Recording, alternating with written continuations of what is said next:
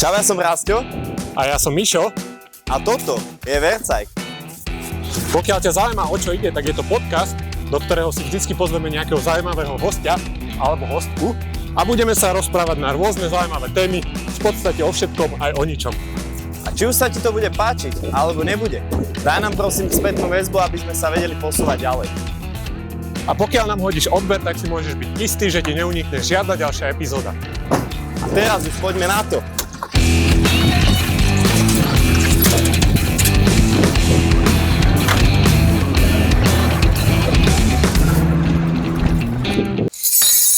Vercajk! Dobre, tak vítame našich divákov. Dneska sú Vianoce, alebo teda, ak to Vládko stihol postrihať, možno už aj po Vianociach.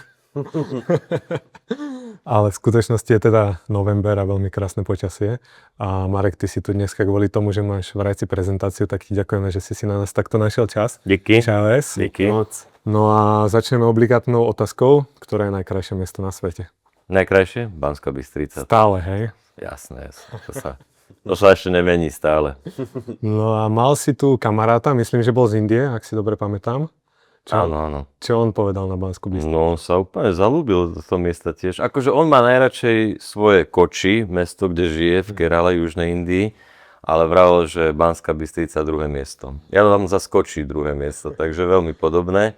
Ale potom ja som ho zobral aj na výlet po Európe, boli sme skoro všade, dá sa povedať, boli sme v Chorvátsku, v Taliansku, v Ríme, Švajčiarsku, v Paríži, v Amsterdame, v Prahe, všetko sme tak obišli autom a vravel, že Banská sa mu aj tak najviac páčila, takže akože je to tak, no. Čo k tomu viac dodať?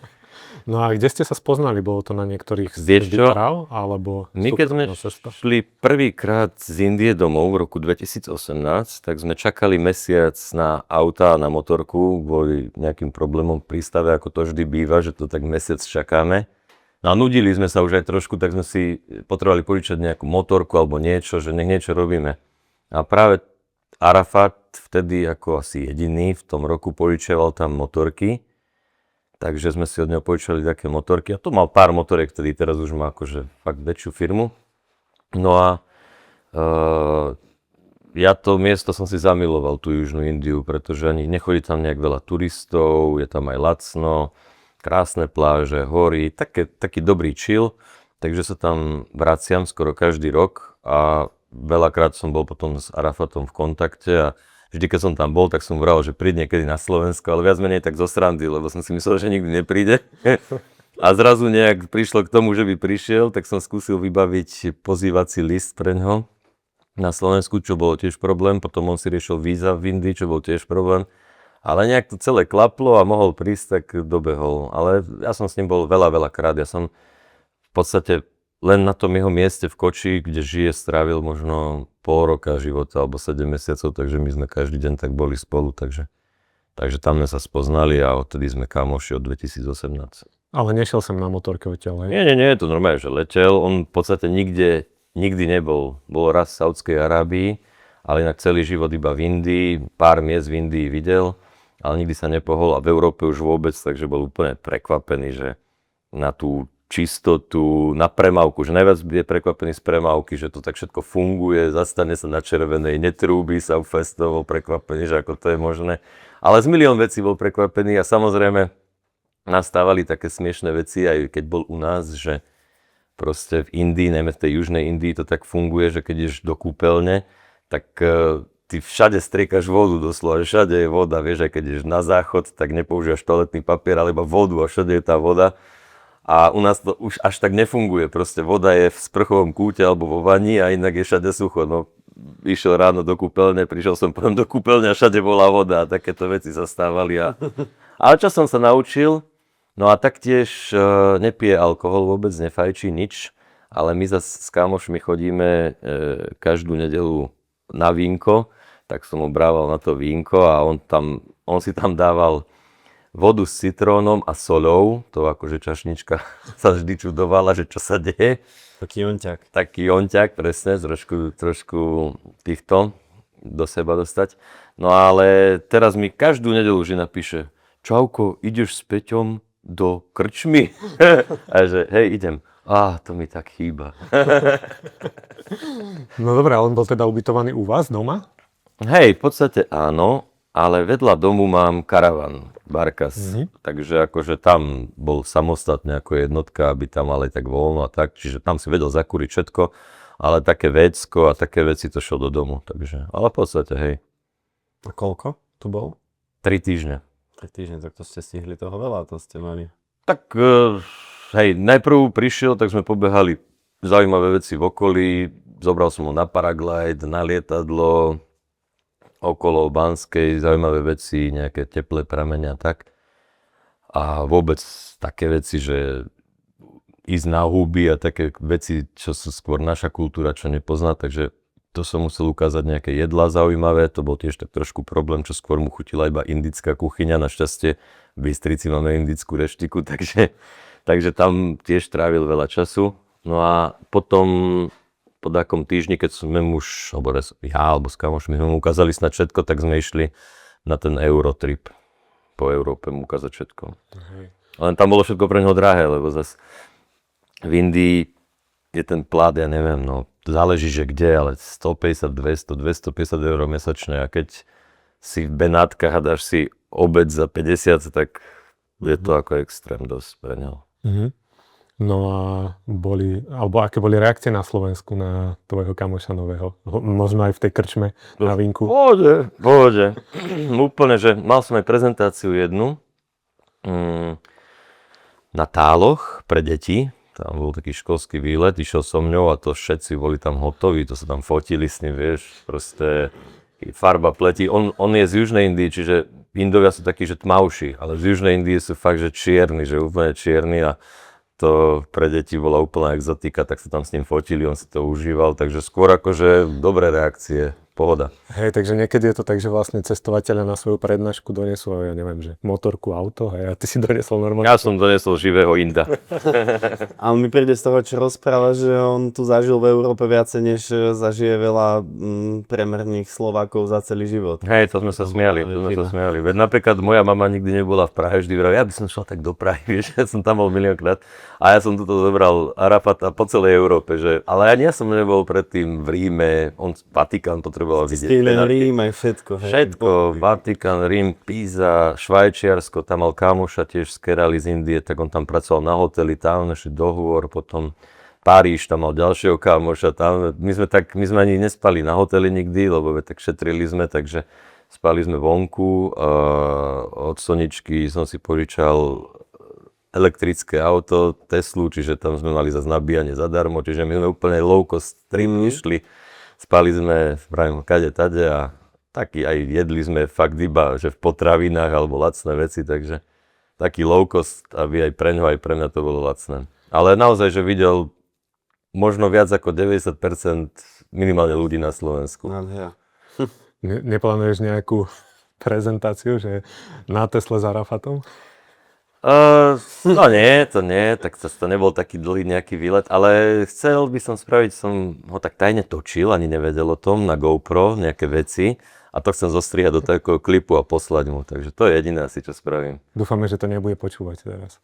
Tak môže, možno dovtedy to bude už hotové.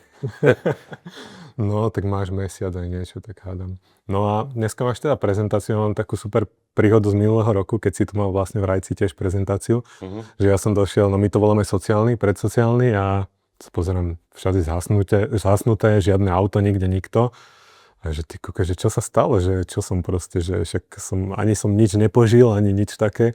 No a pozerám sa na ten plagát, že však dneska je to. Potom sa pozriem na mobil a zistil som, že som tam o deň skôr, takže tak to bola vlastne moja minuloročná príhoda s tvojou prezentáciou. Nakoniec sa mi podarilo prísť aj na ďalší deň. No a to bola cesta vlastne, z ktorú ste išli asi takú poslednú s Trabantami, aj keď ste nešli na Trabantov. S Trabanťákmi, bez Trabanťákmi.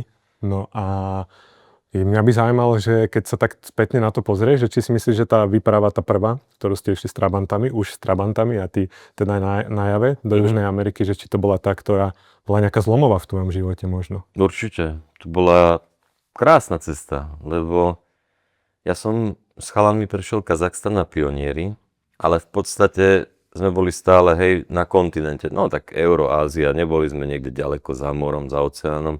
Ale bola to krásna cesta, po ktorej sme plánovali cestu okolo sveta. To sme sa tak bavili, že to spravíme. Lenže ono to padlo, pretože prešiel rok, jeden si našiel frajerku, druhý išiel do Anglicka. Proste celé sa to tak rozsypalo. A do toho mi zavolal Dan od Trabantov, že či nejdem na túto cestu, pretože sa pridal k ním Poliak a že má Čecha, Poliaka. To tiež vzniklo mimochodom náhodou, lebo riešil kontajner, mal 2 Trabanty a do malého kontajnera nevedel zmestiť 2 Trabanty, tak riešil veľký kontajner a tam nevedel zmestiť 3 Trabanty, ale Malúcha áno a Tomka poznal, tak ho pozval. No a keď už mal Tomka, Poliaka, tak mi volal, že či nechcem ísť s nimi. A mne padol táto cesta okolo sveta, tak jasno, že idem, nemal som fakt nič na práci. A bolo to zlomové, pretože proste som bol, no poprvé strašne ďaleko. Prvýkrát som letel vôbec v lietadle a spoznal som Poliakov, zistil som vôbec, že ako sa točí nejaký dokument z takejto cesty, ako to celé funguje. Takže dalo mi to strašne veľa, čo sa týka asi všetkého. Čo sa vraví, že cesta je najlepšia škola, tak toto bola mega perfektná škola pre mňa, nielen kvôli ceste, ale aj kvôli tomu takému backstageu toho, že ako sa čo robí, vytvára to video, filmy, takže pre mňa to bola mega cesta a do toho ma začali aj nejakí ľudia registrovať a spoznávať, takže Južná Amerika bola super a do toho ešte bola perfektná, akože čo sa týka ten kontinent a ľudí, aj krajiny, aj všetkého, že začínali sme v pralese, išli sme do brutálnych hôr, z hôr sme išli do púšte, to sa menilo ako celý kontinent, celá tá cesta, to bol zážitok brutálny. Ja mám osobne túto cestu aj najradšej zo všetkých. Bola to vlastne taká prvá, ktorú som asi aj videl, čo sa týka Trabantov, až potom som si pozrel tu z Afriky. Myslím, že prvá bola Afrika. Afrika mali Trabanti akoby druhú. Prvá bola Ázia, ale to je taký, to je z toho film, ale nie je moc známy. Taký punk, ale... Potom bola Afrika a 2009 oni šli do Afriky a my 2010 do Kazachstanu. A vtedy sme niekoho niekde stretli, ešte v Kazachstane, nejakých Čechov, ktorí nám vraveli, že nejakí Češi boli v Afrike na Trabantoch. Ja som to ani nepoznal, nevedel som o tom. A vlastne 2012 bola Južná Amerika už spoločná. Hej. Hej, no a ty vlastne si sa potom vrátil, a ako to vyzeralo, že keď si sa napríklad vrátil do práce? No, alebo ako to bolo, že to by mal... To bolo zlé, to akože... Tie pocity? Ono už po Kazachstane sa mi zmenil dosť mozog po tej ceste a to bol dvojmesačná cesta iba. Ale zrazu z toho mladého chalana, som mal 21, ktorý viac menej skončil školu a nejak som sa pridružil k mame, ktorá podnikala v realitách a tam som chcel proste tiež makať, podnikať, kúpiť si Audi Quattros a mať iPhone a neviem čo. Úplne iný mozog som mal proste. A išli sme na túto cestu na Pionieroch a som sa vrátil a som zistil, že ja nič nepotrebujem. Veď mi stačí motorka, čo stála 5000 korún, teda 130, 150 eur. A zažil som s ňou toľko, čo za celých 21 rokov života som nezažil. Proste, tak ja nič nepotrebujem, som zistil. A že tie zážitky sú najviac. A celý mozog sa mi tak zmenil. A strašne ťažké bolo dostať sa do reality. Ale tým, že sme boli 2 mesiace na ceste, tak nevravím, že to bolo úplne ťažké. Lenže v Južnej Amerike sme už boli 4 mesiace. Na iných cestách potom aj 6 mesiacov. A z takej už cesty sa dostať do reality, že riešiš, ja neviem, faktúry, nákup domov a takéto veci, čo bežne každý človek stereotypne rieši, tak to akože je ťažké. Pre mňa to je vždy najťažšie, že ja keď na tú cestu idem, tak najmä v dnešnej dobe teraz sa cítim tak trošku nekomfortne, lebo už mám aj rodinu, všetko, chýbajú mi, je to divné. Ale potom počasí si ty vlastne to zvykneš, že žiješ na zemi, že si špinavý, že neriešiš faktúry, nájmy, elektriku, neviem čo, neriešiš nič, ty riešiš iba jedlo, pitie, čo kde musíš natočiť možno, tak trošku v hlave, po prípade opraviť, aby si niekde došiel. A to sú také príjemné veci vlastne oproti tomu, čo riešiš doma, lebo doma riešiš ťažké veci. No a potom už keď si pol roka na tej ceste, tak to si už úplne, že taký divoký človek, to už sa váľaš na zemi hoci kde, keď si aj náhodou v nejakej takej modernej časti sveta, tak ti už jedno a spíš, ja neviem, na zemi, v obchodnom dome hoci kde. No a vrátiš sa domov takýto divoký a zase začať toto všetko riešiť a zase sa musíš do toho adaptovať a takto sa stále musíš adaptovať. A potom sa adaptuješ na to po pol roku, si doma 2-3 roky a zase ideš niekde a zase adaptuješ na tú cestu a tak toto je môjim životom dokola. Máš také dve osobnosti vytvorené, že to trošku už switchuješ? Lenže ja si na všetko zvyknem a človek si na všetko zvykne. Každý človek si zvykne na všetko, človek je taký prispôsobí. Len trvá mi ten prechod, proste mi to trvá, že kým si tak na to nejak naučím. Teraz som úplne happy, som doma, hodím lietať na padák, prezentácie, som s rodinou, som šťastný. Ale budem na tej ceste a zase na tú ceste si zase zvyknem na iné veci. Tak ja tomu uverím, lebo niekedy aj po veľmi dobrom víkende sa mi ťažko vráca do reality a nehovorím o 2-3 týždňovom výlete niekde autami.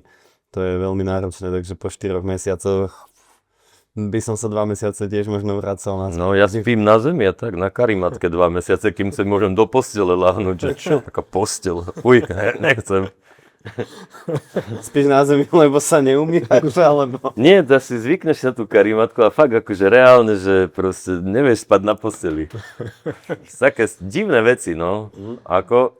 Ale je to zase pekné, zase nechcel by som byť na ceste, že stále. Lebo sú ľudia, možno keď máš ženu, že si v tom páre na tej ceste a s ňou cestuješ už celý život, že som čítal nejaké nemecké páry, že boli 10-15 rokov na ceste alebo tak, že to už je že životný štýl a máš vlastne tú frajerku, tú kvázi rodinu so sebou, môže to byť fajn, ale aj tak, zas neviem, či by ma to bavilo, lebo viem, že keď sme už dlho na ceste pol roka, tak mňa už nevie skoro nič nadchnúť, že už aj v Turecku napríklad, keď sme sa vraceli domov, išli sme pozrieť UNESCO, Nemrut Dak na kopci, také hlavy, také sochy, zaujímavá vec celkom UNESCO, ale neviem, nebaví. Keby tam prídem z Bystrice za 3 dní, tak si poviem, že wow, a fotím tam 4 hodiny veci a takto sme tam prišli, nuda, poďme dole, vieš, po pol roku. Takže ono, že stále by som asi nechcel byť na ceste, je to podľa mňa dobre takto nastavené, že sa vráti človek domov. A druhá vec je, čo ma ešte strašne baví, sorry, že vás nepustím k slovu, že, Sme iba radi.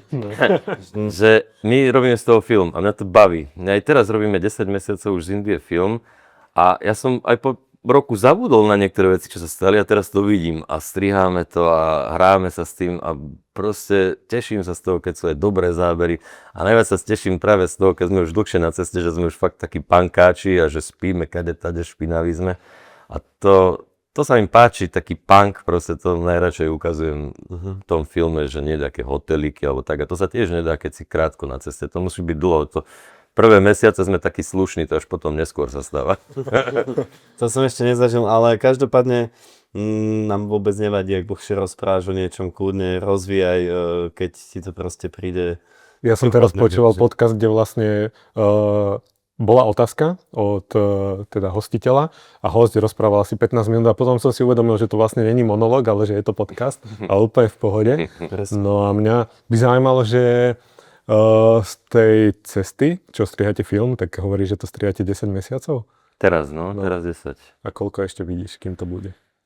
Ťažko povedať, ale tak vo februári už budem vedieť viac, lebo my sme si v podstate zredukovali všetky zábery a tých záberov bolo veľa. Boli sme tam pol roka, mali sme byť 3 mesiace a do toho ešte Marek, ktorý fotí primárne, tak aj točil veľa. Kochy, ktorý točil tiež veľa. Ja, čo som mal GoPro, som tiež veľa točil a tí GoPročka tam moc nechceme dávať, ale zídu sa dekedy zase na nejaké špecifické veci, alebo také, keď nestíhaš kameru zapnúť. Takže všetko to musíš prejsť. A to sme prechádzali doteraz viac menej 10 mesiacov a zredukovali sme to na 80 hodín s tým, že sme počítali so zábermi, ktoré budú v seriáli v budúcnosti, a na Facebooku možno, že to nedáme nikde, ale na Facebook to hodíme, lebo zase škoda to nechať niekde na disku.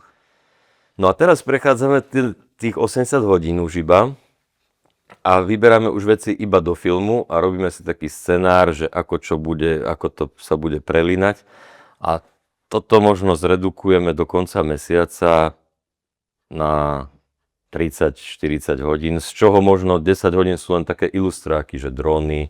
Dron má 5 hodín, ktorý lieta okolo najväčšej sochy na svete, tak musíš vybrať najlepších 10 sekúnd a takéto veci. Takže ono reálne už tých záberov nebude veľa a teraz december, január, február to budeme možno vedieť zredukovať, ja neviem, možno na 4 hodiny, 5, že už z toho reálne bude skoro film. A vtedy už budem vedieť, že kedy asi ten film bude. Je to komplikované, lebo musí to byť aj pekne postrihané. Dá sa to spraviť rýchlo, ale nechceme to odfláknuť, lebo má to potenciál. Páči sa nám, čo sme zachytili, čo sa nám podarilo, lebo prvýkrát vlastne sa nám stalo, že nejdeme len na motorkách, že na tej ceste aj stopujeme. Stopujeme s pakistanskými vodičmi, ktorí tam počas jazdy v kamióne húlia hašiš celú dobu. Ideme s ozbrojeným sprievodom. Kúpili sme Ford Mustang, čo sme nevedeli stopovať a nemohli sme sa ako presúvať. Proste milión takých vecí, ktoré boli úplne iné ako doteraz, čo sme stále len šli na dačom. A má to taký potenciál a škoda by to bolo proste odflaknúť, tak sa s tým vyhrávame, hráme a tým to aj dlhšie trvá, ale môže z toho vzniknúť niečo kvalitné. Ak to my nepokašleme, môže sa to stať, že to pokašleme, tak to môže byť kvalitný film, lebo obsah je dobrý. A ako sa kupuje Ford Mustang na takéto ceste? No to je tiež zaujímavá story. No v Dubaji, keď sme prišli do Dubaja, my sme nevedeli prejsť hranice na dieselových motorkách cez Pakistan tým, že boli registrované v Indii a je zákon, že indické vozidlo hociaké nemôže ísť do Pakistanu, ani naopak pakistanské do Indie. Mali sme také ESO v rukáve, že boli napísané na nás a podobne, nepomohlo nič. Takže sme ich museli poslať ďalej. Poslali sme ich do Damamu, do Saudskej Arábii a išli sme potom 2 mesiace do Damamu, lebo sme sa dohodli, že nemôžeme ísť letecky. Tak z Dili sme šli takto, ako som už spomínal, všetkým možným, stopom a tak. No a v Dubaji, keď sme prišli do Dubaja loďou z Iránu, tak sme zistili, že tam sa nemôže stopovať, za to môžeme dostať pokutu. Žiadny spoj neexistuje taký po ceste, alebo sme neprišli na to, že by existoval, ktorý by ťa odviezol autobus alebo vlak alebo niečo podobné, to tam ani není, do Damamu. Tak nás napadlo, že si kúpime auto, lebo tam sú veľmi lacné športové autá. Tak sme kúpili za, ja neviem teraz prepočte, to bolo 1200 € Ford Mustang 4,7 liter. Takže sme sa zložili po pár eur, kúpili a išli sme na ňom. Nebol v najlepšom stave, nám odpadlo koleso počas jazdy a také veci sa tam diali, veď večer uvidíte v prezentácii. Ale tiež to boli veci, ktoré, no to nezažije človek, takže my sme fakt, toto bola taká cesta na zážitky a toľko sme sa naučili, čo sa týka papierov, ako čo posielať, dostať cez hranice a také know-how, že nemá to človek ako zistiť, pokým to neskúsi. Ten Mustang sme museli nechať odparkovaný v Kuvajte, pretože je zakázaný dovoz športových aut z Dubaja do Saudskej Arábie a my sme mohli len tranzitovať Saudskú Arábiu. Takže v Kuvajte sme to nechali odparkované od takého nášho nového kamoša a keď sme prišli domov, tak Kochy, náš kameraman, nevydržal, letel do Kuvajtu, zobral Mustang a ešte prišiel aj na Mustangu domov. Takže aj Mustang máme doma.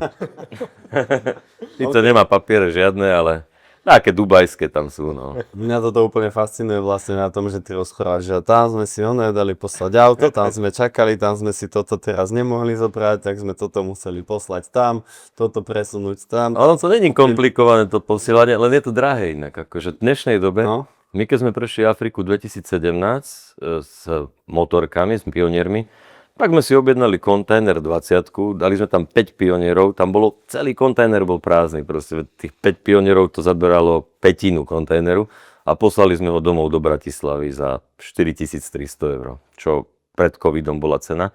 Teraz sme posielali motorky v Debnách, do Dební sme ich dávali a zdieľali sme kontajner z Dili do Damamu, čiže fakt sme zabrali možno 1/10 toho kontajnera, takej 20, čo sme vtedy mali za 4300 a stálo nás to 7600 €. Proste taký kúsok nás stal dvakrát viac ako tedy celý kontajner, že tie ceny šli brutálne hore. A čiže tie motorky boli normálne, že rozobraté, hej? Že neboli... Nie, oni boli len...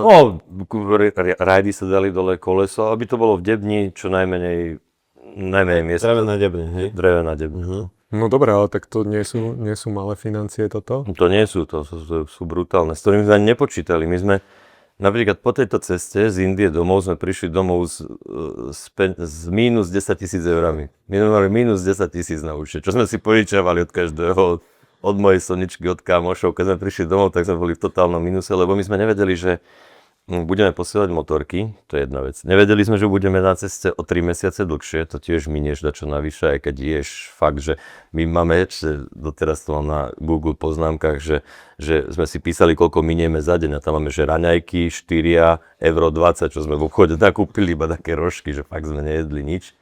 a ľudia tam okolo Perského zálivu, to som nikdy nezažil, to je extrém, aj Irán, Irak, Saudská, to stále ti dávajú jedlo, pozývajú ťa na jedlo, že to je extrém, čo sa tam deje. Takže tam sme vedeli dobre ušetriť. No takže sme nepočítali s tým, že budeme tak dlho na ceste. A ešte sme nepočítali s tým, že na konci cesty vlastne Kochyho zrazilo auto, to celú motorku rozflákalo. Kochymu sa našťastie nič nestalo, to nechápeme doteraz, že ako, lebo mal iba príľbu z Indie za 7 €.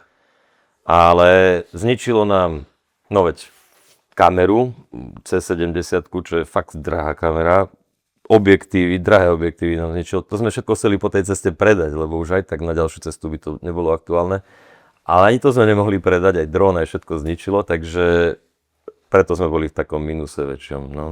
No a potom to asi doma máš tento minus 10 000 a čo ideš? Čo? To už musíš hľadať ako tie brigádu? peniaze získať. Či je to stále všetko tie aktivity, ktorými získavaš peniaze, sú len spoločné s tým cestovaním?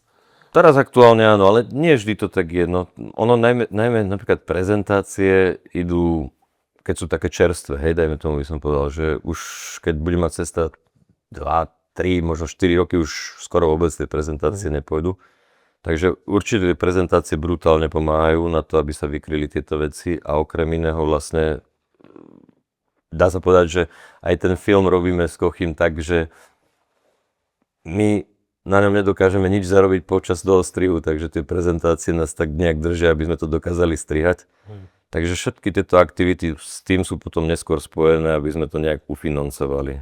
No a vráťme sa asi k tomu zrazeniu, alebo k tej nehode. To bolo v tom Turecku, dobre? To bolo v Turecku už tesne pred hranicami s Bulharskom, hej. To sme šli večer, my sme boli takí šťastní, že sme prešli z Ázie do Európy cez most, Selim sa volá ten most, a úplne taký nafičaný, to bolo nad Istanbulom, že kurník, že poďme do Únie, poďme do Bulharska, že už sme skoro doma, takí sme sa tešili.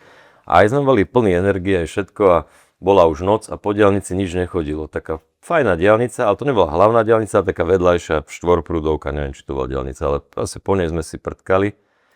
Večer od také 9. 10. hodinka nám možno chýbala do Bulharska. Raz za čas prešiel okolo kamión, no a jeden kamión prešiel cez Kochyho, lebo nevieme, či zaspal ten chlap, či čukal do mobilu, či čo. Takže Fakt to odzadu ho trafil. Odzadu, no my sme šli 50 a kamión chodí 80-90, takže akože musel to byť riadny náraz, ale nevieme nič, my sme šli proste, Kochy bol posledný, mňa len zastavil taký chlap na osobnom aute, že môj kamarát je kaput, takže čo ti, tak som sa vracal späť, rozflakaná motorka sa šúchala po ceste 100 metrov, úplne, ako je motorka takto vyzerá, tak ona bola takto svrknutá celá, zadné koleso rozbité, že ja normálne nechápem, to každý by si myslel, že ten človek musí zomrieť pri takom naraze, ale mu nič nebolo Kochymu, narazené malo. Pán bol mal narazenú iba. A kamionista išiel ďalej, alebo? Prišli policajti, no tam to chceli zvaliť na nás, že sme nesvietili alebo niečo také, ale tu máme aj zábery, že sme svietili všetko to, keby akože chcú dôkaz, tak 30 minút predtým máme natočené motorky, ako svietia všetko. No a napokon teda to dopadlo tak, že neviem, ako sa to už podarilo, ale teda vina bola jeho, že sme to nejak ukecali celé a vysvetlili, lebo nevedeli anglicky, ťažké to bolo. A potom to riešil aj Maťo cez nejakú poisťovňu, ale napokon to ani nedoriešil, takže on si tam prigurtňoval, pripaskoval nárazník a išiel ďalej preč a nič sa s tým už neurobilo, tak neviem ešte. Na tej skrčenej motorke, hej? Nie, to odišiel na kamione. Motorka, čo, to nie, to už to nemala koleso, nič, to motorka vôbec. Motorka bola v háji. To som bol z toho trošku taký prekvapený. Toľko trval takýto zásek, že nehoda, riešenie, policajti, upratanie veci, odchod. To sa stalo večer, neviem, o 10. a o 2. sme už boli aj s motorkou na takom vrakovisku akoby. No a tam sme už riešili, čo ideme robiť ďalej. Ešte Maťo šiel do nemocnice, náhodou či nemá nejaké vnútorné krvácanie alebo niečo, ale všetko bolo v poriadku a nevedeli sme, že čo ideme robiť, čo ďalej, ale potom sme to zhodnotili tak, že pôjdeme my ďalej a skúsime nájsť niekoho, kto by prišiel s dodávkou po motorku, lebo veď nebolo možné ju dostať proste domov. Kochy by sa dostal stopom hociako, ale tá motorka, tak sme potom našli takých super typkov z Brna, oni to na otočku dali a spolu sme potom prišli vlastne na Slovensko. Mňa by Poď. Čiže nebola možnosť to nejako tam nechať tú motorku, alebo že Ako bola, ste ju tam nechávať. aj sme rozmýšľali, že by sme ju tam nechali a vlastne Kochy pôjde so mnou na zadnom sedadle, že by sme to dali ešte na motorkách. Ale aj tak by sme sa museli po tú motorku vrátiť. A druhá vec bola, že ako nič nebolo Maťovi, ale mal narazenú tú panvu, čiže neviem, či by dokázal alebo vydržal ešte na zadnom sedadle sedieť. V tej chvíli sme to tak zhodnotili. Teraz, keď sme strihali film, si vraveli, že možno by bolo lepšie, keby ide na tých 3 motorkách, ale to sú také veci, čo v tej chvíli ťa napadnú a tak ich spravíš, no. Takže ako dobre to dopadlo, super. Došli sme domov, takže. Tak v prvom rade asi človek je rád v tej chvíli, že A je živý. presne, to, že sa nič horšie nestalo, veď keby sa stane, tak čo potom, no. Asi by sme už ani film z toho nerobili, ani nič, to by nebolo pekné, no. Hej. Tak poďme k nejakým krajším veciam. Mňa tak napadlo, že keď sa tak na teba pozerám, tak máš veľkú fanúšikovskú základňu na Slovensku. Je to niekedy výhoda, že dojdeš napríklad na ten úrad alebo niekde, že čo sme sa bavili, musíš riešiť tie bežné veci? A tak jasné, že dakedy mi to pomôže, že ma niekto niekde pozná. Dakedy zase by si chcel mať klídek a ja neviem, ležíš niekde na pláži a niekto ťa zobudí, že ťa pozná, to sa ti tiež stane, tak to si... Ale povieš si, že dobre, tak nevadí, človek je rád, že ťa vidí. Má to určite svoje výhody, nevýhody. Párkrát mi to zachránilo život. Raz som sa strašne ponáhľal na prezentáciu a prekročil som rýchlosť teda na 110, neviem už ako som šiel rýchlo, ale viem, že teda rýchlejšie. A zachránilo ma to, hej, že tá pokuta nebola nejaká úplne extrémna. Bola, ale nie tak extrémna, ako mohla byť. Takže niekedy to má výhodu určite. A zase v zahraničí má to výhodu, keď idete na týchto smiešných strojoch? Vieš čo, možno ako kde, ale nie až tak to neriešia. Napríklad v Afrike sme šli na pionieroch a nikto neriešil, že ideš na takej zlej motorke. My sme mali najhoršiu motorku z celej Afriky, ale nikto neriešil, že ideš na tej motorke. Proste tí Afričania, záleží, že kde sme boli teda, samozrejme, Sudan bol mega super, ale aj bez motoriek by nás volali k sebe domov, oni sú takí pohostinní tiež. Ale Etiópčania, tí proste si zastala, chceli od teba peniaze. Etiópia bola taká, to je taká divná krajina, tu úplne som si zase neobľúbil, čo sa týka ľudí. Ale nikto neriešil, že sme na nejakom pinčli, skoro nikto, málo kto. Ale Vrčalo to, bola to motorka. ale čo je výhoda zase na takejto motorke, možno horšej, pomalšej, má to výhody svoje. No ideš pomalšie, viac vecí si všimneš. Niekedy sa ti niečo pokazí a ty skončíš niekde, kde by si inak neskončil a niekto ti chce pomôcť, alebo proste sa s ním skamarátiš s takým zváračom a dáte sa do reči a prídu ďalší kamoši a si zrazu v komunite, kde by si nikdy nebol. Hej, takže to je určite výhoda. A čo je ešte výhoda? No, to je asi tak všetko. Potom sú tam už iba nevýhody. Ale nie, tomto je to výhoda, ale určite, že ti to niekde pomôže možno v Ázii alebo v Južnej Amerike, že sa tak na teba nepozerajú, že teraz ideš na novej BMWčke, hej, tak jasné, že možno to bude lepšie v tomto prípade, že cestuješ na takejto starej motorke. No a ešte som niečo chcel povedať, ale neviem čo ešte, že čo ma napadá. Ja. Iná vec, že točíme. To je inak, lebo ľudia si vravia, že točiť film, že to by som nechcel, že to je veľa starostí a tak. Ako jasné, točiť samotný film, najmä pre toho kameramana je ťažké. Aj Kochy mi vravel, že on nesleduje cestu, že on nevie, kade sme poriadne šli. Častokrát všetko kúka cez kameru, čiže neužije si to tak. Ale napríklad pre mňa, čo ja netočím, mne to nerobí skoro žiadne obmedzenie, lebo pre mňa to je zase iba výhoda, lebo ja berem Kochyho napríklad, alebo už na inej ceste Zdenka, kameramana, ako človeka, čo má miesto hlavy kameru. A ty proste vystúpiš z motorky, niečo riešiš a vedľa teba je človek, čo má kameru. A ty ja už ho prestanem vnímať. Proste on tak vyzerá a tak tam je. Mňa to nespomaluje, keď sa rozprávam s človekom o niečom, že niečo potrebujem vybaviť. Proste iba sa to točí. Prejazdy a takéto veci to vôbec nerobíme, že by nám to zabralo teraz 3 mesiace. Jasné, že myslíme na také prejazdy, pekné veci, niečo nám to zaberie, ale nie je to nejaký extrém, ale ostane ti pekná pamiatka. Aj keby, ja som si vravil, že aj keby tento film, napríklad, čo teraz striháme, pokašleme a není dobrý, ale máme ho postrihaný, tak ostane aspoň mne na pamiatku a budem ho ukazovať vnúčatám, že pozri sa, tu som bol, že je to dobrá pamiatka. Mne by prišla strašná škoda ísť niekde bez toho, aby som to točil. To ja by som už ani nešiel asi normálne. Yes. A nie kvôli tomu, že proste, že potrebujem spraviť film, ale kvôli tomu, že nemáš tú pamiatku. Ja to proste už, neviem, nedá mi to mozog ísť bez kamery. No a poznáš toho Zdenka, takto keď ho stretneš na ulici? Jasne, že ho poznal, to je jasné. Bez tej kamery. Ale my zase netočíme non-stop, vieš, to tých mesiacov sme tam veľa a točí sa v podstate minimum. Veď keď máš za pol roka, dajme tomu 600 hodín záberov, čo je 100 hodín za mesiac, tak čo je 100 hodín za mesiac z 3 kamier, keď niekedy točia všetci traja naraz. To nie je veľa. A na akých vozidlách si vlastne takto putoval na výletoch? Na čom všetkom si už? No, Pionier, Java Pionier, Java 250, táto dieselová motorka. To je čo vlastne tá dieselová motorka? To je Royal Enfield, ktorý vlastne sa vyrábal v Anglicku, oni presunuli výrobu do Indie. A potom to vzniklo tak, že, lebo Royal Enfield má osobitne motor, spojku, prevodovku a niekomu sa pokazil ten benzínový motor, no a v Indii je kopec tých dieselových Lombardíny, ktoré tam popri ceste drtia cukrovú trstinu, alebo to je vodné čerpadlo, no hocičo, proste stabilák. Pokazil sa ten motor, tak tam dali ten dieselový a zistili, že to funguje s tým, aj že to má dobrú spotrebu a ľudia sa začali prerábať. Tak potom som čítal, že to neskôr bolo tak, že vlastne Lombardíny začali kupovať ako motor taliansky, ktorý tam mal tiež výrobu, začal kupovať rámy od Royal Enfieldu a dával tam ten motor. No a normálne sa robili nejaké takéto predaje, ktoré boli, že aj nie úplne oficiálne, pretože Royal Enfield nejak potom s tým prestal súhlasiť. A neskôr teda už im rámy nedodával a vlastne začali oni od Lombardiny kupovať motor, a začali tam dávať tento motor, ktorý upravili a vlastne sériovo začali vyrábať. Ono to je jediná sériovo vyrobená dieselová motorka na svete a vyrábal sa v Royal Enfield fabrike iba 4 alebo 5 rokov do 99. A potom zrušili výrobu kvôli emisným normám v Indii v 99. To neviem, aké tam boli. Takže to prestali vyrábať a tým aj sériová výroba skončila.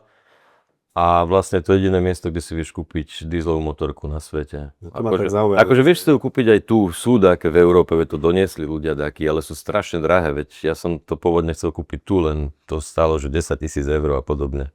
Čože? No. A máte už napísané na nejaké slovenské papiere? Alebo... Hej. Dalo sa to prepísať. A tam to koľko asi vyšlo? Motorka? No my sme kúpili viac, vlastne na 4 sme cestovali, ale ešte sme potom kúpili aj ďalšie. Moja stála 1100 eur asi.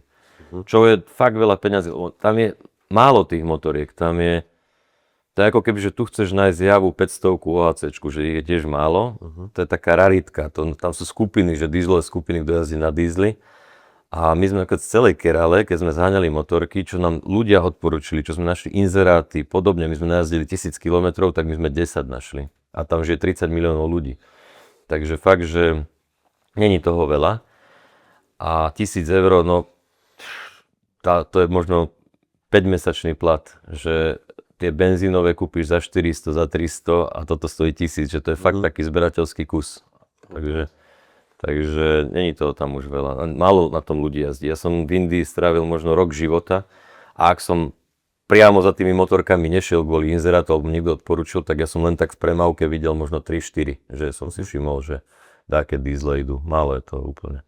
No a potom ste išli teda ešte na tej obojživelnej trojkolke plus na Luazoch. Áno. A nebolo to také, že už vám fanúšikovia písali, a už to nie sú tí trabanti, ako to bolo? A tak to je jasné, to ti budú vždy písať, ale ty nemôžeš do konca života ísť kvôli tomu, že fanúšikom sa páči Trabant na Trabante, alebo kvôli tomu, že sa fanúšikovi páči, že na Pionieri ísť na Pionieri, lebo to nebude baviť, vieš, že aj teraz rozmýšľam, keď dokončíme film všetko, že, ale nechcem prezrádzať, že poviem zase na niečom inom a kľudne by sa dalo vrátiť k Trabantovi alebo Pionierovi, lebo Pionier to je slovenské, hej, to Považská Bystrica, strojárne, to všetci poznajú, každý na tom jazdil, to čo sa týka sledovanosti, by vždy šlo, lebo to je naše.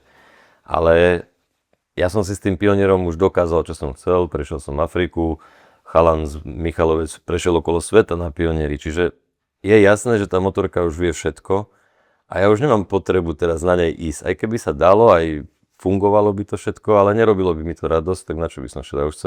Ja chcem vždy na takú vec, čo mi robí radosť. Dieselovú motorku som chcel, tak som šiel po ňu. Nikto ju nepozná. Možno taká istá cesta s Pioniermi by mala dajme tomu väčší úspech, čo sa týka sledovanosti, lebo by to poznal každý Jano Fero z Hornej Dolnej. Dieselovú motorku nepoznajú všetci, tak to má menší úspech, dajme tomu, ale zas kebyže ideš niečo tak na silu, že to nebaví, tak ten výstup je o ničom.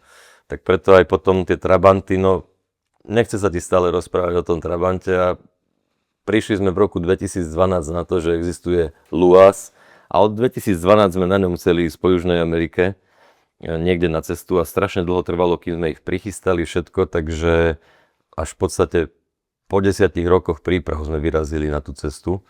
Takže sa to zmenilo na Luas a my sme boli šťastní, že ideme na niečom inom, na tom, na čom sme chceli. Takže ono to tak proste je, že človek inak rozmýšľa každý rok, na niečom inom chce ísť niekde. Ja keď som mal 20, tak som si myslel, alebo 18, že iba na pinčli budem celý život chodiť. A nevravím, že nikdy už na ňom nikde nepôjdem, možno sa stane, že budem chcieť na ňom ísť, lebo ja neviem, Sára vyrastie a bude chcieť ísť na pinčli, tak pôjdem s ňou.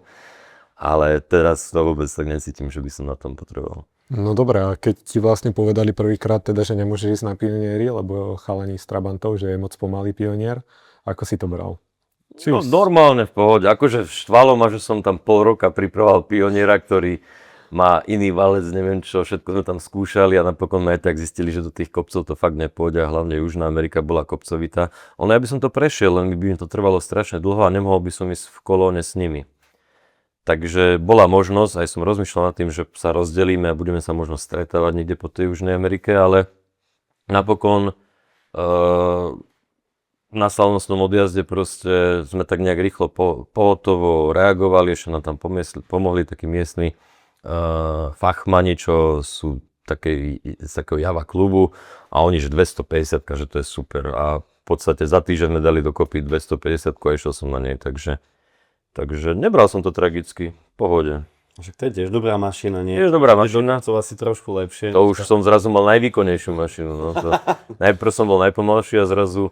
A druhá vec, že tá 250 je akože, to sa nekazí, to má malé otáčky, to je lahoda jazdiť na tom. No a ktoré bolo najhoršie z tých vozídiel všetkých? Táto trojkolka, určite. Akože technicky super, hej, stará Honda, motor, všetko, to šlo. Ja som v podstate za 15 000 kilometrov, čo sme prešli do Mongolska, neurobil na nej nič, ani šrobovákum, nič. Ja som dolieval olej, čo mi žala olej, ale nič. Honda. Ale problém bol, že nemala tlmiče napríklad, hej, žiadne. No doteraz moje chrbát boli ešte z tej cesty, že fakt, akože ja som si aj poškodil chrbát podľa mňa. Ale to prečo? Lebo to není robené na cestovanie, to nemá mať ani papiere, nič, to my sme tam dali historické papiere, to je proste vec, ktorá má byť pri dome, kde si dáš naťažné vozík, dáš redukciu a ideš odviezť hnoj alebo niečo také, vieš, že to není robené na takúto cestu. Okay. Takže to je tak, že fakt 50 metrov si poprtkáš, niečo niekde odvezieš a takže dokonca, veď ja som potom čítal článok takého Kanaďana, ktorý v januári 2023 chcel spraviť Guinnessov rekord, on aj spravil crowdfunding, štartovať veľké halo okolo toho, že on spraví 6000, neviem koľko mil, 10 000 kilometrov na tejto Honde ATC 200 a že to bude Guinnessov rekord, že sa zapíše do Guinnessovej knihy. Ale zastavili ho policajti po 4000 kilometroch s tým, že nemá v poriadku papiere, tak to nedokončil. Tak ja som mu potom posielal, že ja som spravil 14 000 kilometrov, aj som mu mapu posielal, aj všetko, aj to videl, aj mi neodpísal. Takže to je motorka, na ktorej nikdy nebol. Ani by nikto nešiel, keďže nemá ani tlmiče, ani diferenciál, je krátky razvor, 3 kolesa, spadnúť a nejdeš stále pri každej zákrute. Na nej sa zabilo 900 ľudí, to prestali vyrábať kvôli tomu, že sa na nej zabilo strašne veľa ľudí. To od začiatku nedávalo zmysel. Čítal som, že 7000 ľudí sa na nej zranilo mesačne. Na tej motorke. Takže fakt nebezpečná motorka, nepohodlná, strašná motorka, celý taký divný, na nej sedíš divne.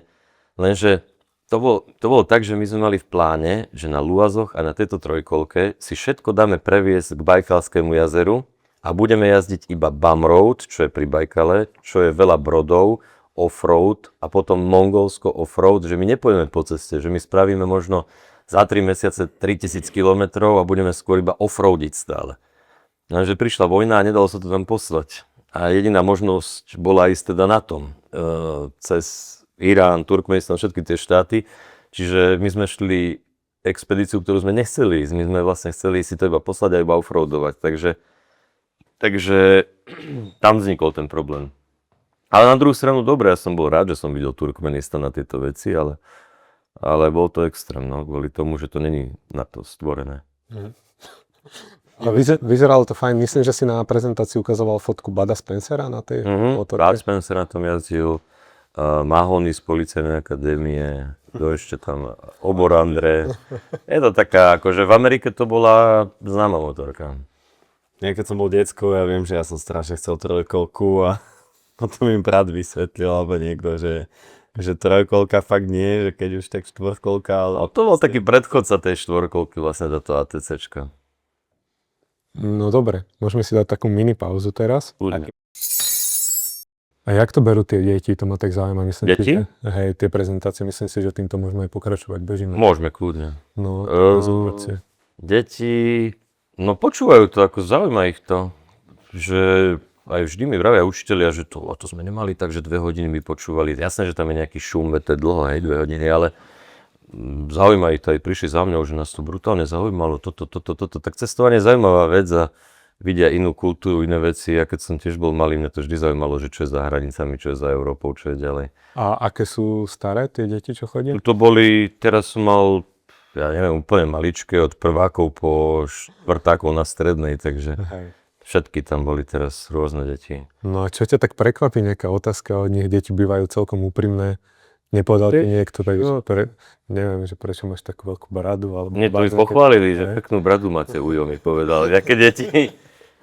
Ale teraz si asi nespomeniem na takú otázku, ale áno, bývajú tie otázky iné, ako keď robím bežné prezentácie, že tie deti sa fakt spýtajú úplne iné veci, že ja neviem, sa to spýtajú, že tam mám fotku nejakého zvieraťa, hovnívala som tam fotku a oni sa pýtali, že s tým hovnívalom niečo, že ako vysoko to bolo nad morom, že kde ten hovníval bol, vieš, aká to bola výška. Takáto otázka, čo by ťa nenapadla. Ale ešte lepšie otázky boli, ale to ma tiež nenapadne, akože teraz z fleku, ale robil som pár prezentácií vo väznici. A to boli také otázky, že také som nemal v živote od tých väzňov, vieš, ale teraz ma úplne, že nenapadne, že aké to boli, ale nechápal som, čo sa ma pýtajú, že čo to za otázka. Možno ma dokonca napadne nejaké, že sa ma to spýtali. Iný spôsob rozmýšľania. Hej, iný spôsob úplne. Ale minule sa mi stalo, veľmi vtipná vec, akože poviem s basou 2 veci. Raz som mal mať prezentáciu vo väznici. Viackrát som bol, ale mal som mať vo väznici a mal som aj plagát, a že to bude vo väznici za Trnavou Leopoldove. A aj na plagáte som mal Leopoldov, že tam mám prezentáciu a tak z vtipu, aby to tam bolo. A prišiel som tam, prídem do takej kancelárii, chlap mi napísal, že oproti zastávke kancelárii tam prídem, tam nikto o mne nevedel. Len kurník, idem sem zadarmo, nikto o mne nevie, to je sila. A oni, že tak choďte asi tam, dnúka rovno do väznice, že tam budú vedieť. Dobre, tak idem tam, že dobre, ja tu mám prezentáciu, oni, že čo, my o ničom nevieme, ale sakra, tak ja tu mám prezentáciu, oni o ničom nevedia. Pozerám si tie správy, čo som si písal s chlapom, rolujem, prvá správa, že čauko, tak môžeš prísť 7.11. do Ilavy ku nám do väznice, alebo nejak takto napísal, neviem, proste som vedel, že som zle. A až do keľu, tak som začal utekať, spálil som preč, ani som nič nevysvetlil tým policajtom tam s bacharom. A išiel som plnej bomby do Ilavy, ale ja som si to zle prečítal, lebo on sa volal, že Ilavský a on pracoval v Dubnici vo väznice. Tak ja som ešte do Ilavy ciel, tam som klopal, zvonil, tam o mne nevedeli. A až na 3. krát som trafil tú väznicu. Ako našťastie nikto sa nikde neponáhľal a počkali ma, ale strávil som tam tú prezentáciu. A teraz nedávno som bol na pretekoch na Duchonke, na motokrosových endurových pretekoch, pozrieť kamoša, nepretekal som. A tam prišiel za mňou chlap, že bol na mojej prezentácii práve v tej base. Že dobre to bolo. To je sranda povedať, keď meškáš na prezentáciu do basy, že vy sa aj tak neponáhľajú. Hej, to oni mi povedali, že sa nikde neponáhľajú, že v pohode. Ježiš, si bol vlastne prvý, čo sa dožadoval. Tu by som chcel ísť do basy. Hej, tak som všetky basy po okolí som prešiel, kým som našiel tú správnu. Väčšinou je to tak, že práve že naopak, že ľudia sa chcú dostať odtiaľ a to si hľadal tú svoju správu. Si chodil aj keď keď sa snažíš vybaviť ubytko na Sri Lanke. Jedno plesnivé, druhé plesnivé, musíš ísť do tretieho. No ale tak vyzeráš taký, že ty si moc týchto vecí hlavu ťažku nerobíš. Ako nerád meškam, to zase nemám to rád, keď meškam. Veď teraz tu som zaspal, nemeškal som, no boli sme dohodli o 8, že prídem, prišiel som 8:55, o 9 to začínalo, stihol som všetko, ale bol to trošku stres, akože radšej si pristanem, ale tak stáva sa, no. Aj keby meškam, tak čo, no, horšie veci sa stavajú, ja neviem, môžeš zomrieť napríklad. Presne tak. No a čo napríklad tie učiteľky, keď sú tam, alebo učitelia, nemali s niečím problém napríklad, že už... Zabudol som teraz akože dať tú školskú verziu, to je pravda. Hej, boli tam také veci, ktoré som radšej rýchlo preklikal, ale niektoré som tam nechal, že čo sa stane. A tak veď hádam to prežili, no, boli tam také. A to oni všetko poznajú, aj tak tie deti, tak čo. No skôr tie učiteľky boli pobúrané, nie? Akože tie najhoršie veci som fakt, že preskočil. nech to tam nie je radšej. OK. No a máte aj také nejaké historky, že ktoré sú že vôbec nie publikovateľné, že ste ich nikde nehovorili? Ja všetko poviem. Akože také, že nepublikovateľné neexistuje. Ako všetko, kaďaká sranda, čo sa stane. Na tej dlhých cestách sa stane hocičo, vieš, za tie mesiace, že naozaj napríklad jeden večer sme spali s Marekom Duranským vedľa seba v posteli, lebo sme boli náhodou ubytovaní, čo sa stane raz za mesiac. A v posteli ležíme vedľa seba a ja normálne v noci som si ho takto, a to sme spali nahý ešte, som si ho pritúlil k sebe normálne tak riadne a ja som si myslel, že to je niekto iný, alebo teda, že to není chlap, hej. A pritúlil som si ho k sebe a on sa úplne zobudil na to, Marek, pozrel sa na mňa, ja som sa pozrel na ňo a úplne sme sa zlakli, čo sa deje. Doteraz sme sa o tom nerozprávali o tej situácii. A také veci sa tele stanú. A pár dní na to potom som sa budil zase na to, že ma niekto príjemne hladká. Ja som si úplne vral, že Marek mi to ide vrátiť, že on si ma hladká takto, vieš, že to je debil, že on si ma ide mi vrátiť túto situáciu nepríjemnú. No a to ma nehladkal Marek, ale moja Sonička. Ona normálne prišla za mňou do Dubaja s Kochym, s kameramanom sa tajne dohodla, tej dal miesto, kde sme, ona priletela a také prekvapenie mi spravila, že mozog mi to nevedel spracovať asi pol hodinu, že brutál prekvapenie. Ale tak čo sa stane na tej ceste, ale my všetko povieme. Akože. A nepovedal si, že čakal som chlapa. To som nepovedal, ale čakal som teda. Alebo takže ešte, že Marek. So zavretými očami. No dobré, čiže posledná tvoja cesta bola v Indii? Nie, to v Mongolsku bolo posledné. Mongolsku. Aha. A odtiaľ si vlastne teda utekal zase ty za Soničkou domov? Ja utekal odtiaľ, áno, lebo veď Sonička bola tehotná a chcel som stihnúť ten pôrod, zase je to vec, ktorá sa nestane viackrát za život možno už. Takže som to chcel vidieť naživo, tak som bol stále v strese, lebo veď tak máš nejaký termín, ale to môže prísť aj o mesiac skôr, alebo o 2 týždne úplne bežne. Takže som bol stále v strese a toto sme nemali signál v tom Mongolsku, v horách, proste som satelitným telefónom volal, že či náhodou ešte nie som otec, vieš. No a potom som opustil chalanov skôr a išiel som sám už do Ulaanbaataru, tam som u kamoša odparkoval motorku a letel som domov a prišiel som o také 3-4 dní skôr, našťastie som to stihol, takže akože to bolo aj tak najviac z celej cesty. Ja som potom ešte pozeral nejaké fotky, čo pridávali chalani. Bolo to také divné zrazu pozerať to z domu.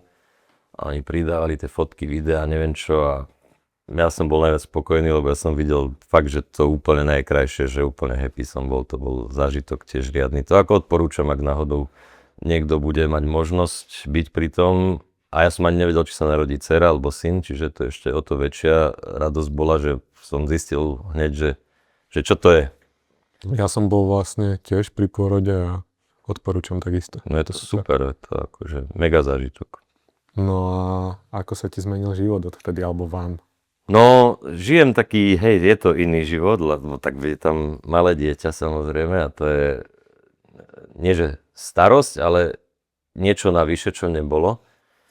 A viac menej, to máme teraz tak nastavené, že ja do obeda som so Sárou, vždy. Ráno vstanem, berem Sáru, zoberiem do auta, ona sa rada fláka, tak sa fláka so mnou všade po meste, všade, úplne všade so mnou chodí do takej druhej. A tým, že po obede vždy robím buď prezentácie, alebo strihame film vždy po obede, tak už po obede odídem a prídem vždy v noci a tak toto ide ako dookola. Ale ja úplne milujem tie dobedia so Sárou, to taký parťák, zoberiem si ju na ruky a ideme všade, chodíme, vybavujeme a ona so mnou rada chodí a keď idem sám ráno niekde bez nej, to kričí, že kde idem. Takže tak nejak fungujem. Lebo ja v podstate fakt vždy po obede robím. To celý, už roky že do obeda moc nefunguje mozog. To teraz náhodou som tu mal prezentáciu, aj to som zaspal. A čo, videl som, že ste boli aj niekde Tajsko, alebo kde V ste? Tajsku som bol so Sárou, hej, to sme boli. Koľko mala, keď ste leteli? Pol roka mala v Tajsku. Teraz rok oslavovala v Japonsku, v Hirošime. A teraz by som chcel zime niekedy vo februári zobrať do Indie. Ona už bola v bruchu v Indii, ale ešte tak by som chcel zobrať, nech si to aj užije trošku. No dobre, ale však akože už tam si predpokladám, že však to dieťa sa zabaví. Vidím to aj na Arturovi, že proste je mu jedno, kde sme. Ja mu jedno, on musí byť s tebou. Akože, No, ale čo to lietadlo? To bol akože my vieš, sme... ona je super, ona spí v lietadle. No, že ju chvíľku sa s ňou hráš, ale ten zvuk ju uspáva, takže ona vie prespať. My sme do Japonska leteli 12 hodín, potom prestup 2 hodiny, ona to prespala viac menej, trošku sme sa s ňou prezabávali, ale úplne, že fakt, že dobré lietanie. Dokonca teraz som bral dievčatá v malom lietadle, aj lietam na Cessne a Sára, keď sme vzlietali, tak tam zývala, že nuda a keď sme pristávali, už spala. Takže taký let s ňou, hej. No a toto lietanie to je akože také, že niekde z Banskej Bystrice, z okolia? Z Očovej tam máme letisko a odtiaľ lietam väčšinou po Slovensku, niekedy Čechy. Teraz som si chcel by som si ešte tú leteckú angličtinu dorobiť, že by som mohol ísť aj, neviem, do Chorvátska alebo tak, ale zase sa musím učiť, sa mi nechce. Ale tak čo už. No a si aj spomínal nejaký taký, že máš v hlave niečo? Rozmýšľal som, hej, s lietadlom niečo spraviť, na to potrebujem práve túto vysielačku anglickú, ale uvidíme, no. Dúfam, že sa to podarí, len treba na to možno aj viac životov, uvidíme, či to stihnem. Takže taký letecký let. No, som taký letecký, spravili sme s Marekom Duranským taký seriál, kde hľadáme krajšie miesto ako Banská Bystrica z lietadla práve, ale napokon sa nám ho nepodarilo dostať do telky, ani nevieme prečo vlastne, tak ho máme na disku a... Lebo ste nenašli to krajšie miesto. To je pravda, nenašli sme to krajšie. Ale možno to vypustíme vonku len tak, uvidíme, že čo, ako to ešte dopadne. Ale bol to taký, akože taká skúška, či to ide točiť z lietadla. A ako ide to celkom, je to iné a uvidíme, no možno dokedy dačo väčšie spravíme. Rozmýšľal som nad tým, no. A je to trošku komplikovanejšie, drahšie, všetko dokopy, ale zase tiež dobre. S Cessnou by si letel, alebo nejakú špecialitku? Nie, to je Cessnu radšej. To je taký traktor, to... To je koľko miestne? 4-miestne. OK. Čiže nejaký budúci výlet, kam ťa to ťahá? Akože stále ma to ťahá aj do Ameriky, alebo respektíve Strednej Ameriky, alebo ešte lepšie špecifikované zo Severnej do Južnej si to prejsť. Nechcem úplne prezradiť na čom, lebo mám také myšlienky, ale to keď poviem sa to nesplní. Niečo také číro americké, alebo niečo tam doviesť? Niečo, čo neexistuje ešte poriadne. Ale začne to existovať. Ale to až keď postrihame film všetko, že keď budeme mať naozaj toto z krku, túto vec, takže tu tak rozmýšľam. Ale aj s Afrikou sa ešte zahrávam tým západom Afriky, čo nemám prejdené, takže akože chcel by som ešte pocestovať niektoré veci. Ja mám v diári, v mojom denníku asi, ja neviem, 10 vecí, čo chcem, vždy si tak píšem na začiatku roku a čo sa mi podarí si vyškrtnem, ale naozaj to život je normálne, že krátky na to, aby človek všetko dokázal si splniť, že to aspoň 3 životy treba, tak uvidíme, čo stihnem všetko. No a teraz vlastne si spomínal aj tých teda chalanov, čo prešiel na pionieri, Jano sa volá? Jano, Michalovec, no. A teraz sú aj chalani, čo boli zase, keď sme pri tej Amerike, na Felici v Amerike. To bol zase, áno, to boli. Čiže nejako sleduješ aj týchto, tú nastupujúcu generáciu. Vieš čo, tak Jana som sledoval na Instagrame, aj sledujem.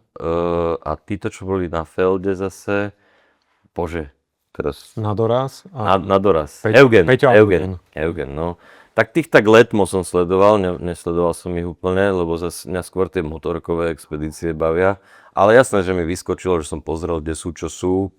Pozerám to. Je to trošku iný štýl, lebo dnešná doba je taká vlastne, že ľudia chcú všetko strašne rýchlo. Hej, Instagram, instantne. Proste ty niekde si a všetko musíš ukázať na videu, na všetkom a oni idú skôr ten štýl. Mne sa skôr páči ten viac umelecký, že ukážeš len niečo, takú fotku, dačo a potom robíš na tom dlho a urobíš niečo také, čo ostane tu navždy, ako je napríklad film. Aj keď v dnešnej dobe je to možno taká tá smutnejšia voľba, ale ja sa už neviem preladiť, že teraz by som všetko ukazoval na Instači. Po prvé sa mi to nechce, po druhé to neviem a proste po tretie ma to nebaví. Že radšej iba niečo ukážem, niečo málo a potom z toho spravím niečo, ktoré tu naozaj ostane. Že fakt, že film Afrika na pionieri si môžeš pozrieť aj o 10 rokov a bude to v pohode, keď si to pozrieš. Ale už z Instagramu nejaké videjko si už nepozrieš o 10 rokov, hej. To sa mne napríklad páči tento prístup, hej, že iba tak doplním. No, ale tak my sme možno staršie ročníky, ale mladší to chcú takto, že týmto štýlom. Aspoň taký mám pocit, čo sa týka sledovateľov, takže vidím, že ako to rastie tým ľuďom na Instagrame oproti nám, ktorí to robíme ešte tak ako dôchodcovia, by som už povedal. Ale proste je to tak, no ja to už meniť nemôžem, takže to som chcel povedať, že oni majú iný štýl, hej, že to je nová generácia, noví ľudia, akože veď robia to super, robia to inak a super, že možno aj Jano vravel, aj ostatní, že sme ich inšpirovali tými našimi cestami, takže to je to, čo sme chceli vlastne ukázať, že to ide, aj keď nemáš novú BMWčku alebo niečo, takže to vlastne splnilo ten účel. A je to niekedy aj tak, že vidíš, že kde sú oni s tým nejakým s Feliciou alebo s nejakým iným s Pionierom a tak ďalej. A si povieš, že tam by som chcel aj ja byť s tým. Vieš čo, nemal som to tak, lebo čo ja viem, na tých miestach som nejak nechcel byť, dajme tomu. Takže nemám to tak, že teraz by som, ale keby som niekde, kde by som chcel byť, napríklad v Strednej Amerike, tak to by som im závidel. Janovi som závidel, keď šiel cez Strednú Ameriku, to je pravda. Alebo po prípade, že keď si, dajme tomu, videl nejaké miesta, kde bol on, tak bolo to niekedy tak, že si povedal, že toto som nepoznal a tam by som chcel ísť? Či máš to už proste? Nemal som to tak, nie. Ako bol aj v Južnej Amerike na miestach, kde som nebol, ale to... Ja neviem, ja už mám toho dosť precestované, že by som teraz musel niečo takéto riešiť, že ja už som tak spokojný v podstate. Aj keby teraz sa mi nepodarí, že nikde ísť, tak nevadí mi to asi úplne. Takže už môžeš ísť do cestovateľského dôchodku. Môžem teoreticky, ale nechcem teda. Ešte mám tie veľké malé sny, ale už gro, čo som chcel, som si splnil. No a takto, keď si teda precestoval už kopu krajín, kopu miest a ochutnal si kopu tých príchutí, tak...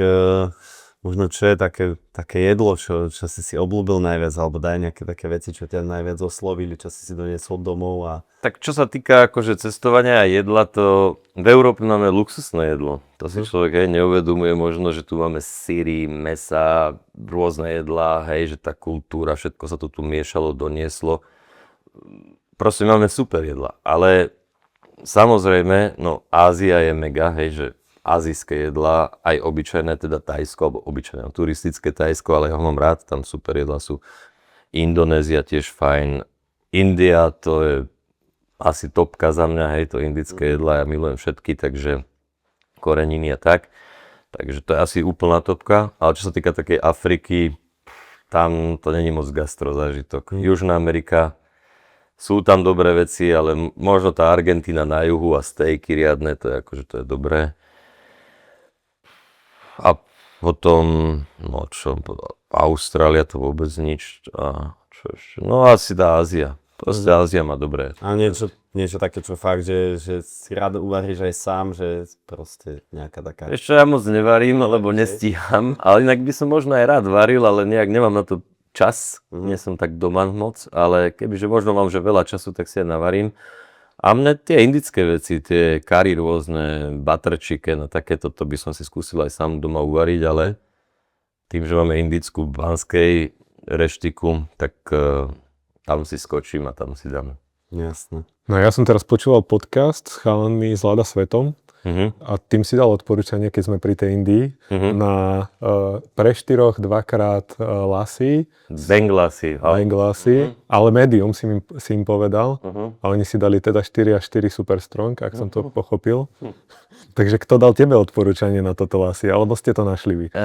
Niekto mi o tom vravel vo Varanasi. Je to vec, ktorá sa dá kúpiť tak, že nie je to úplne legálne, ale v podstate to tam predávajú, keď sa spýtaš hocikoho. A neviem, kto mi to odporučil, dali sme si to a tak akože cítiš, že si dal niečo, je tam normálne marihuana v tom, cítiš, že si niečo si dal, to je s mliekom. Ale neboli sme dáko z toho, že by sme šli umrieť, to asi laďáci si dali toho viac, tak išli umrieť. Ale čo bolo zaujímavé, tak my sme teraz, keď sme šli z Indie zase domov na tých dieselových motorkách, tak v Puškare, čo je na severe Indii, sme normálne boli v reštike a tam v menu bolo, že špeciál lasy. V menu obedovom, vieš, tak špeciál lasy, tak hádam to asi nebude teda strávou, keď to je v menu, tak sme si to objednali.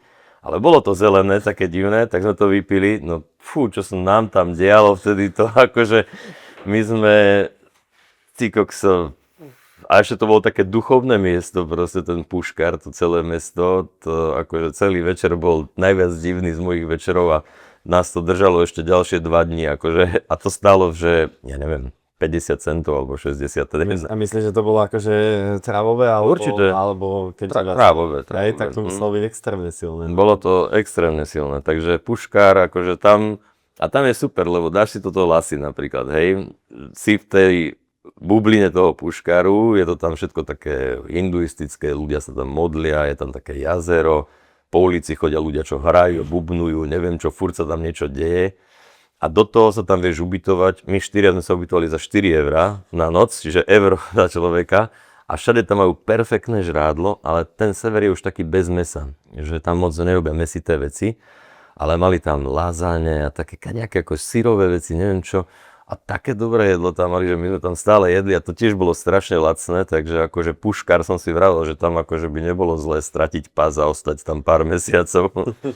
To krásne miesto. Boli ste aj na Dupľu potom, či už ste nešli na... Nie, to by som už akože... Marek tam vymyslel pesničku Stop drogám a vravel, že už v živote si nedá žiadne lasy. Hej, to sme už nechceli dať čo také zažiť ani. A pestovali ste aj nejaké inde, nejaké takéto veci, že skúsiš? No, veď ešte potom Betel, čo je taká akože najznámejšia, alebo Betelové sousto. No, to je najznámejšia, alebo najrozvinutejšia, najviac používaná droga na svete. Ale to som skúšal a ono v podstate ty musíš žuť s vápnom ten betel, aby sa ti rozbili ďasná a dostalo sa ti to do krvi. A mňa to tak už bolelo pri zuboch, že mne to nič neurobilo. A ľudia to žujú celý deň a oni sú že potom si taký malátny z toho. Chcel som to vyskúšať, ale nepodarilo sa mi dostať do nejakého stavu, takže nie a v podstate nič iné také není. No najviac vo svete je samozrejme marihuana rozšírená alebo hašiš a iné také veci sme neskúšali. Ešte Poliaci viem, že skúšali v Južnej Amerike nejaký kokain, sa mi zdá, ale tak to už je druhá vec, ale to sú Poláci. No a keď sme pri tomto, tak mňa napadá taká vec, že hranice. Tam to dosť riešia, akože nehovorím teda, že či ste niečo prevážali, to asi predpokladám, že nie, ale že čím ste mali nejaké také, že kontroly, kedy ste... ja neviem, možno boli trošku aj paranoidní, že či vám tam niekto niečo nedá, alebo také... Ja to nie, to som sa nebal nejak nikdy. Akože myslel som na to, že sa môže niečo také stať, hej, že ja neviem, ideš do Thajska, niekto ti tam šupne dačo, aby si šiel do basy do konca života, lebo vtedy ešte v tej dobe, keď sme tam boli, tak za gram trávy si mal do živote snať. Teraz je tam už legálna, to je druhá vec. Ale mal som niekedy také myšlienky, že čo keď niekto niečo nám chce tak spraviť, ale... Skôr sme boli takí paranoidní, že kurník, ideme hranicami, máme tu dron, niekto nám ho zobere, nájde, to sme vždy tak pašovali. My sme aj dron volali, že Bakuľa, to bolo akože krycie meno, aby sme sa na hraniciach vraveli, že mohli rozprávať. Dron je medzinárodné slovo, takže Bakuľa, kde je Bakuľa, ako to tam skrývali.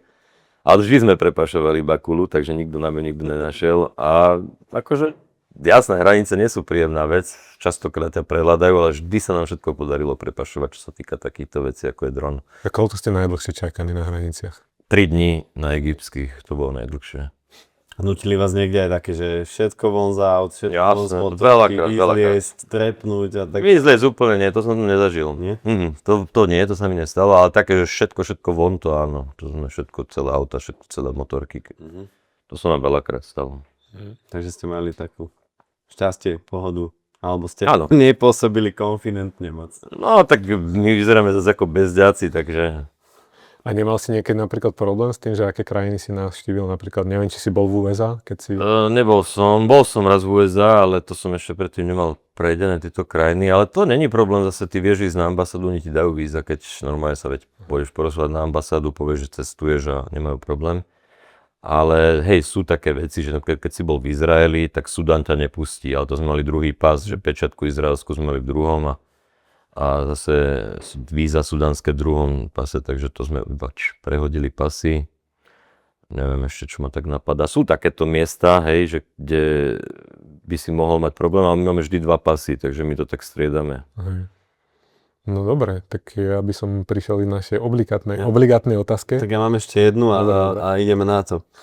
Nerozmýšľal si, keďže máš toľko skúseností a precestovaných vecí a tak ďalej a tieto, ako vravíš, že mali sme jeden pás, druhý pás, toto, že akože kopu takých trikov, že nejakú cestovku si spraviť časom alebo niečo takéto. Robili sme také cesty, raz vo Vietname s Marekom, raz v Indii. Možno ešte dačo takedy spravíme, len ja na to nemám teraz čas, to je jedna vec. Možno v budúcnosti niečo. Na druhú stranu, no ono to je iné, keď sa máš o niekoho starať. My sme na tej ceste také samostatné jednotky, nevieme, akože zvládli sme tie cesty, ale či to robíme dobre, 2-krát sme to skúšali. Ale možno v budúcnosti dačo vymyslím. Ja som rozmýšľal taký gastrovýlet spraviť po Indii, že aj pocestovať, aj najesť sa riadne, lebo veď poznám to tam už dobre. Speciál asi. No bez toho speciál, lebo Južná India to nemá, ale tak... Ale hej, takže to som rozmýšľal, že by som možno takedy v budúcnosti spravil. Tam by som to rád možno ľuďom ukázal, ale... Neviem, kedy to zatiaľ nemám na takéto asi veci úplne čas, ale možno v budúcnosti. Tak jasné, určite to časom možno príde teda. A na tej výprave je to asi aj také, že tí ľudia, ktorí sú súčasťou tej výpravy, tak sa berú ako, že OK, som tu z vlastného nejakého oného a som súčasť toho kolektívu a pridajú tú ruku k dielu. Jasne. A nečakajú, že niekto im bude robiť program a iné je to, keď už zoberieš niekoho. Presne. Tak samozrejme, to už by si to musel brať viacej ako biznis, než... Hej, no to je druhá vec, hej. A ďalšia vec je, že asi aj proste ťažšie nájsť takých ľudí, ktorí sú proste takí flegmatici, že... Ako keby robíš, keď sme aj my robili cestu, tak sme to robili tak, že sme nespali von, to sme boli v hoteli a tak, že to trošku iným štýlom sme robili zase nájsť, ja neviem, 8 ľudí, ktorí budú chcieť spať von a neumývať sa a neviem čo. Tak takí ťa nepotrebujú, vieš. Tak ťa nepotrebujú, hej. To je druhá vec, presne. Potrebujú ťa ľudia, čo presne potrebujú toto vybaviť. No. Čo, kde sa naje, ako to tam odveze, preveze, ako prejde cez hranice ľudia, čo majú z takých vecí stres, no. Presne. Alebo sa boja možno to prekonať. Poďme na tie obligátne. Máme obligátne otázky. Prvá je taká, že väčšinou sú tu, alebo teda všetci ľudia, čo tu boli, tak sú ľudia, ktorí robia to, čo ich baví a to ich aj živí. A že keby nerobíš teda to, čo je v tvojom prípade cestovanie, plus potom následné teda výstupy z toho, prezentácie, film a tak ďalej. Takže či máš niečo také, že... No ja keď som bol malý, som chcel byť potápač, ale neviem, ako sa dá zarábať s tým teda. Ale chcel som byť potápač. Ale keby nerobím toto... Možno, ale keby nerobím toto... Tak ja v podstate aj veľakrát nerobím iba ohľadom týchto ciest, keď už to není nejak aktuálne, tak zase ja lietam aj na paraglide, aj na lietadle a robím také vyhliadky, takže to je taký druhý príjem, čo mám, takže asi by som robil to. Keby nerobím ani to, tak neviem, kokso. Akože aj taxikára by ma bavilo možno robiť, ale neviem teraz. Fakt, že neviem, čo by som robil, no ťažká otázka. No a vedel by si predstaviť také, že by si sa zaradil do toho úplne nejakého života, že teraz korporátneho, alebo... To nie, to by mi vadilo, že musím ísť od do presne v taký čas, to by mi asi vadilo už v dnešnej dobe. Dá sa to vôbec po tom všetkom, čo si zažil? Preto som povedal, že radšej taxikára, že by som si možno zapol nejakú apku a išiel by som robiť v noci, alebo tak, keď by som chcel, takže niečo skôr také, že by som si mohol ten čas dá ako určiť aspoň, kebyže musím robiť niečo iné. Po prípade to môžeš spojiť a robiť taxikára na lietadle. Áno, hej, to sa dá tiež, to tiež dalo. Si zavolajú niekde z centra Bystrice, tým povieš najbližšie miesto, kde sa môže... Ako dá sa to v pohode? Aj sa môže pristať. To sú airtaxi sa robia normálne, bežne. No dobre. A ďalšia obligátna otázka, to je úplne, že mimo tohto, máš rád kečup? No. Tak nič. Nehľadám niekoho, ale nemám rád paradajky. No dobre, ale podľa mňa paradajky sú také, že OK, že to chápem, ale že ten kečup, ja hľadám niekoho proste, kto nemá rád kečup. Nie, ja ho mám rád, ja si ho dávam rád úplne. Ja zase nemám rád papriku, takúže čerstvu. No, ja aj papriku úplne, to zase milujem tiež. Keď je uvarená, tak ju zjem. Ja iba paradajky a huby, s tým mám problémy. Tak keď sme takto pri tých surovinách, je vec, čo si sa k nej dostal na takto na cestách, alebo kľudne aj doma, že si povedal, že fú, tak toto nie. No, existuje jedna vec, ktorú predávali v Austrálii, volá sa to Marmite, to je, neviem, poznáte to? To je anglická vlastne natierka. To je, hej. A ty kokos, tak to je akože brutál, to sa nedá ani ovoňať, nie to už ochutnať. Ja som to teda aj ochutnal so zapchatým nosom a skoro som to vyvrátil rovno všetko. A to je taká, že ono to je robené, ja neviem, či z nejakého chmelu alebo čo, to je taká nátierka, ale Dan to miluje napríklad, on si to furt kúpuje. Ale ja normálne, že keď to vidím, tak mi je zle. No, vygoogli si Marmite alebo Vegemite, myslím, že to volalo v Austrálii. Aha, Vegemite sandwich. To bola aj nejaké pesničky. Pesničke je to Okay. len... A že dva typy ľudí, iba tí, čo to milujú alebo neznášajú. Hej. Tak to som asi ešte neochutnal. To je akože... Je to také, že ja keď som to videl a opisovali ste to vlastne, myslím, že v seriáli alebo vo filme z Austrálie, takže vlastne ja som to ešte nikdy nemal, ani som to neovoňal, ale už vďaka tomu opisu som si povedal, že to nikdy nechcem. Nemusíš. Tak to vieš, aj sú ľudia, čo proste nedajú koriander vôbec. Vieš, že sa cítia, keby obžúvali plastové flašky a to... Moja majka nezjedla vôbec kôpor, takže do Poľska sa nedá spraviť, lebo tam dávajú kôpor do všetkého. No takéto veci mne nevadia. Máme ešte nejakú obligátnu? Obligátnu už nie, no ale keď sme pri tom Poľsku, tak naplňajú ťa ešte aj takéto cesty, že po tej Európe? Jasné, pohode, do Chorvátska rád chodím. Úplne rád, každý rok. A teda máme vianočnú epizódu, takže čo napríklad, aké máš plány teraz na Vianoce? Doma budem, normálne doma, s kamošmi, s rodinou a takedy chodíme preč, že zdrhneme niekde do tepla, ale tak tento rok aj strihať film chceme, aj nemám nejaké extra plány zase na Vianoce. Zase s kamošmi, lyžovať sa a podobne. Ale boli ste vlastne už asi aj počas tej prvej cesty preč na Vianoce? Áno, ja som bol viackrát preč. S trabantami. A je to príjemné. Hej, je to príjemné. Nemusíš riešiť darčeky, stromčeky, nič. Pozeráš sa na tí ľudí zbesili tam niekde v Čile, ako behajú a ty si hovoríš, mám vybavené. Bez čoho sa nevieš zaobísť, keď už teda si na Vianoce doma, čo je taká vec, že... Alebo pri štedrom stole. Vieš čo? Taká tvoja obľúbená vec. Nič také, iba som rád, že sme spolu rodina, že sme sa stretli všetci. Nemám nič také, že teraz, že jedlo alebo čo. Tak, že sme konečne spolu za jedným stolom všetci, celá rodina, to je pekné. No a mal si niečo také, čo si zase že vyslovene, že nemal rád na Vianociach? No iba ten zhon predtým, keď niekto riešil, toto treba navariť, to nemám rád. To pomaličky v kľude treba všetko a byť vyčilovaný. A vždy si dávame na Vianoce takú vianočnú jazdu, keď sme doma na motorkách, tak to je taká tradícia, čo robíme na pinčloch. No dobré, my sme si pre teba niečo pripravili. Plastík asi to podaj, no. Je to vlastne aj taký aktuálny darček, nakoľko som sa vrátil z Albánska včera, tak neviem, či si o tom niekedy počul, alebo si niečo také mal, tak oni robia takéto kompoty. Wow. A tento je, že melónový. Wow, to som nemal. Melónový kompot, možno môžeš ukázať na túto kameru, tam bude asi najlepšie vidno. A potom z nášho projektu Vrakmaniackého takáto osviežovač do auta.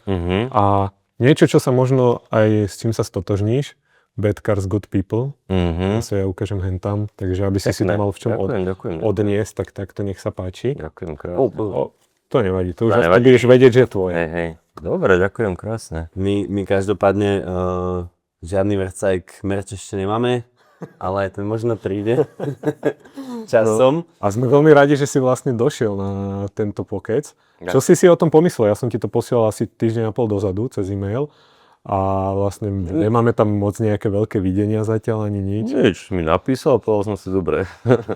Tak to je cool. Poslal som ti ale epizódu, v ktorej sme mali asi... Ja som to nepozeral, čo si nemal. Nebol čas, myslíš, koho si dal? Mareka Kočvára. Aha. Tak to je super. Nekúkal si. Tak to je. Možno počas Vianoc si pozriem. Zaujímavé stvorenie tiež, čo sa týka takto cestovania, takže inak iba taký highlightik, teraz oni sú v Amerike, išli tam na mesiac a pol a chceli 4 národné parky nejako navštíviť a mesiac boli v Yosemite. Takže moc času im nezostalo na všetko ostatné. No, každopádne ešte jednu otázočku sme sa pýtali väčšiny ľudí. Určite používaš pravidelne nejak náradie na cestách, nejaký vercajk.